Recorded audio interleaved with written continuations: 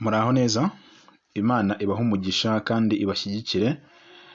Iyi ni Family Builders nk'uko bisanzwe, aha ngaha tuhahurira turebera hamwe ubuhanuzi uko bugenda busohora, cyane cyane ariko bwo muri Bibiliya, ndetse n'urugendo umukirisitu akora yerekeza mu bwami bwo mu ijuru n'imyiteguro dukwiriye kugira. Kuri iyi nshuro rero haciyeho amasaha agera muri 22, televiziyo y'igihugu, televiziyo Rwanda, yatangaje ko mu Rwanda hatangiye igeragezwa ry'ifaranga rimwe cyangwa se ifaranga ry'ikoranabuhanga, biraterwa n'uko wabyita. Ariko ndagira ngo mbabwire ngo ibi ni ibintu twagiye twumva kera, twumva ari bamwe bavuga ngo hazaza ifaranga bizagenda gutya, bamwe bakabura biblical proof cyangwa se spirit of prophecy proof. Ariko uko bigenda kose nyine Umunyarwanda yaravuze ngo nta nduru ivugira ubusa ku musozi. Ntekereza ko ari umugani twese tuzi. Icyakora kugira ngo bigende neza, reka mwumve aya makuru uko avuga. Banki nkuru y'u Rwanda BNR yatangiye igerageza ry'ifaranga koranabuhanga rizwi nka CBDC hagamijwe gusuzuma uko ryakoreshwa mu gihugu. Iri gerageza rije nyuma y'ubushakashatsi bwagaragaje ko CBDC ishobora guteza imbere urwego rw'imari rukagera kuri bose, ikanafasha kugabanya ikoreshwa rya cash mu gihugu. Ni inkuru kezwe na Placide Ngirinshuti. Banki nkuru y'u Rwanda igaragaza ko hari indi ntambwe imaze guterwa mu mushinga w'ifaranga rishya ry'ikoranabuhanga rya CBDC ariryo Central Bank Digital Currency. Kuri ubu BNR igaragaza ko yamaze gutangira igerageza ryayo ku mikoreshereze y'iri faranga rishya rya CBDC ryahawe izina rya IFA Rwanda. Inzobere n'impuguke mu by'ikoranabuhanga no guhererekana amafaranga zavuga ko zishimiye iyi ntambwe imaze guterwa na Banki nkuru y'u Rwanda. Umunezero ukomeye kuko ni intambwe nziza cyane, kuko aho abantu bari bageze amafaranga asanzwe naho yarabagejeje byari ibibazo bikomeye. Rero ni intambwe nziza kuba nibura turi kubona.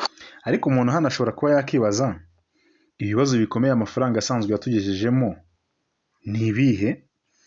Ahari ngira ngo uri kumva ko izi mpuguke zibivuga ngo ni ibisubizo kuba ifaranga ry'ikoranabuhanga rije, ariko kuvuga ngo ifaranga risanzwe ngo aho ryari ritugejeje ngo ni ibibazo bikomeye. Se wenda ahari birashobora ko twebwe cyangwa se njyeho mperereye ibyo bibazo ntazi ibyo ari byo, cyangwa se ntari impuguke mu by'ubukungu, cyangwa se ntari umuhanga mu by'ubukungu. Ariko nagira ngo mutubwire mbese ubundi abantu babasha kwinjiramo imbere cyangwa mufite uko bisobanukiwe ibibazo ikoranabuhanga nako ifaranga risanzwe, aya mafaranga ya cash y'inoti n'ibiceri, ibibazo yatuzaniye na ya ese no kwibwa se bari kuvuga ko kwibwa n'ubundi byahozeho nayo y'amakoranabuhanga nayo n'ubundi busanzwe bayiba. Reka dukomeze twumve. Hari icyizere cy'uko turi kwegera irindi terambere ry'ifaranga ry'ikoranabuhanga no rigenzurwa na leta. Ni intambwe nziza ku giti cyane nabyishimiye, kandi ari mu buryo bwo kureba noneho ngo bizatugeza kuki, tuzabikoresha iki, bizatwungura iki.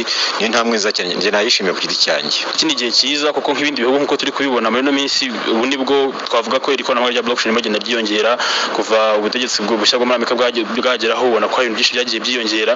Ndagira ngo wumve uyu muvandimwe uko ndi kuvuga, aravuze ngo kuva ubutegetsi bushya bwa Amerika bwajyaho ngo nibwo blockchain yiyongereye cyangwa se ifaranga ry'ikoranabuhanga. Mwumve suruse, mwumva aho ibintu bikomoka kuva dakakanga subiza inyuma mukumve cyanjye. Iki ni igihe cyiza kuko nk'ibindi bihugu nk'uko turi kubibona muri no minsi, ubu nibwo twavuga ko iri koranabuhanga rya blockchain bagenda ryiyongera kuva ubutegetsi bushya bwo muri Amerika bwageraho, ubona ko hari ibintu byinshi byagiye byiyongera. Rero nkeka ko iyo baza urumva kuva ubutegetsi bushya bwo muri Amerika bwajyaho hari ibintu byinshi byagiye byiyongera. Muri byinshi hakaba harimo n'iyi digital currency.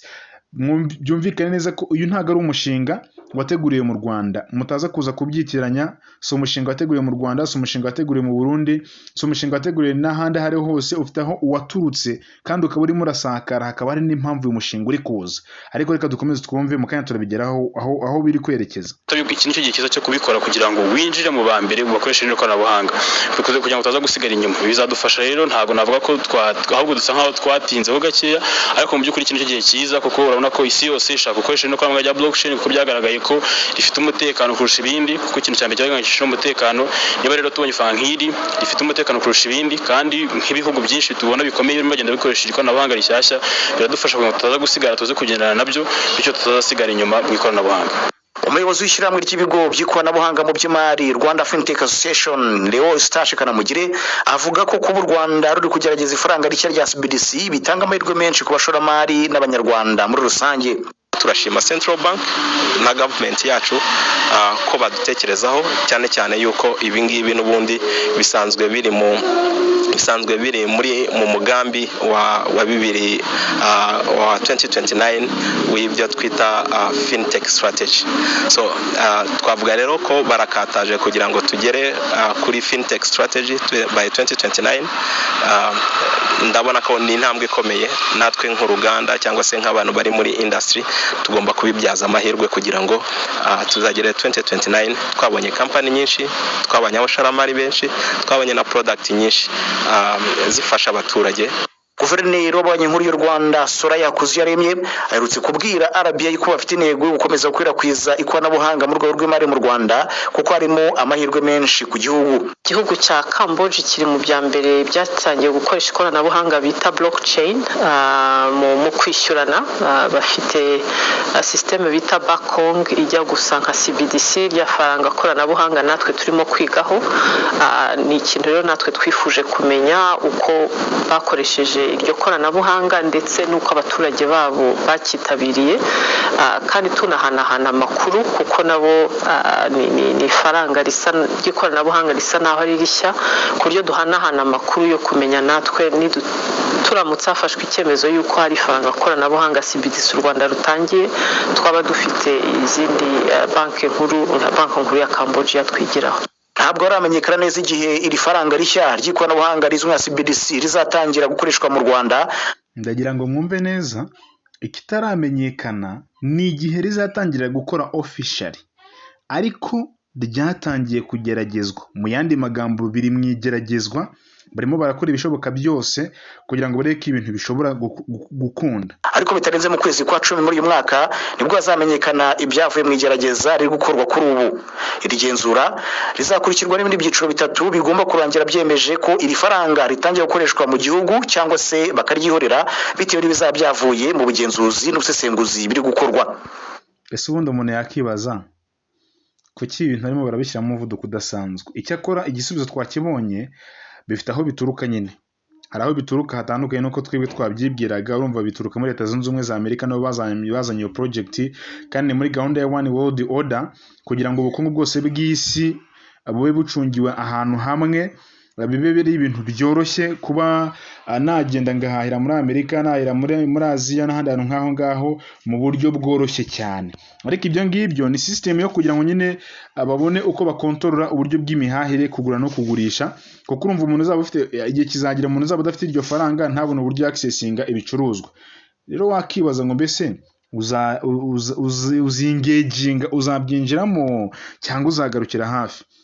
Ndagira mbabwire ko iri ni igerageza, kandi si ryo ryonyine ngo hari n'andi azaza, ariko mu kwa 10 k'uyu mwaka urumva harabura ukwezi kumwe nibwo harabura ukwezi, yego ni ukwezi kumwe cyangwa se 2, nibwo hazaba hamenyekanye niba rizakomeza cyangwa ritazakomeza. Ariko nkurikije nuko twahereye kera tubibona amagerageza ko agenda akorwa, iyo biba ari ibintu bitazashoboka byagombye kuba byararangiye nyine babona ko bitazashoboka. Ariko impamvu ari gukomeza kwa avansa nuko hari behind the power kandi hari behind the scene, hari imbaraga zibyihishe inyuma. Nkuko wa muvandimwe yabanje kuvuga ngo kuva ubutegetsi bushya bwa Leta Zunze Ubumwe za Amerika bwajyaho nibwo ibintu byakomeje kujya mbere, kandi turabizi nyine impamvu byakomeje kujya mbere. Twarabibonye ko ari ya project 2025 leadership for mandate, cya gitabo bahaye Donald Trump kirimo amabwiriza agomba kuyobora agendeyeho. Icyo twarakibonye, tubona ko harimo icyambere gukwirakwiza ikoranabuhanga, hakabamo kugaruka ku Mana mu buryo busa nko kugaruka ku Mana kuri Leta Zunze Ubumwe za Amerika. Tubonamo ko harimo uburyo bw'imicungire y'ubucuruzi, hakabamo imicungire y'ubuhinzi, hakabamo imicungire y'uburezi, hakabamo n'imicungire y'imisengere. Ibyo bintu twarabibonye kandi turimo turabirebesha amaso yacu. Reka rero nahawe nangiye ho kuba amaso tugasenga. Ibyanditswe byera n'ibyo tuvuga ngo umukristo ntakwiriye kuba kazitereyemo, ariko kandi none ntakwiriye kuba umuntu wasigaye inyuma. Umuntu wasigaye inyuma. Ni ngombwa rero ko dukora ibishoboka byose tugasaba ijuru rikatuyobora kugira ngo tumenye inzira dukwiriye kunyuramo idahabanye nuko Imana ibishaka. Uwiteka barinde rero je mumbabarire, je mwari muri kumwe n'Nshimiyimana Birudade nkuko bisanzwe, kandi ibitekerezo byawe muri comment birakenewe. Nubona iki kiganiro ko kigufashije ugisangize n'abandi kugira ngo turusheho gusangirira hamwe ibyanditswe byera. Imana ibahe umugisha, Uwiteka babane.